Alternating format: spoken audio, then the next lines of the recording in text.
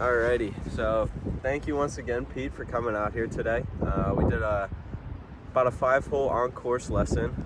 Talked about different tee shots. So we started off on the third hole today and kind of talked him out of almost hitting driver on that hole, just because it's a hard shot to hit, and instead use a lesser club to stay short of the trouble and have more of a chance to kind of keep the ball in play. You might have a longer shot in, but it keeps the ball in play, which is kind of, he was talking to me about it, is one of his biggest struggles. Sometimes he loses the ball off the tee and it causes some problems for you. Yeah, definitely. I'm definitely more the kind of player that would rather have a longer shot and a preferred lie than try and hit something bigger and put it closer to the green. So Connor and I were able to work through these 5 holes with focusing on that just to build more consistency, which was my goal kind of to start with this whole process. So hopefully working the blue course here on this front 9 and the back 9 too, we can kind of establish a little bit better scoring techniques for me and put me in a better situation to make some putts.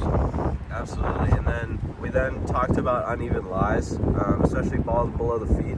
As he talked about in the opening tee shots, he kind of struggles with a slice sometimes, and so ball below the feet is obviously going to produce a slice.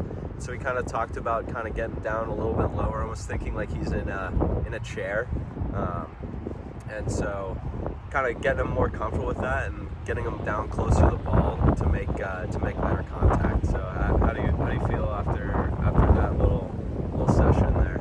Yeah, I definitely liked working with that like imagery of using a chair for my golf shot, especially on the hill, because sometimes I struggle with that and making better contact with it. So Connor and I were able to sit there and look at the lie, hit a couple of practice swings just to make sure I was feeling the right club momentum and whatnot through the shot.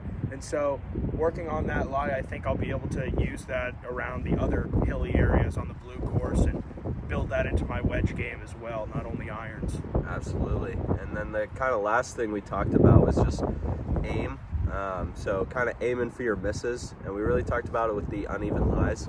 So we set up a little more right of the pin. Obviously it's going to produce that fade shot for him. So kind of aiming for a miss almost, and then if you hit a perfect one, it's still going to be all right. So thanks once again, Pete, for coming out here today. Thank you, Connor. Really enjoyed it, and thank you guys for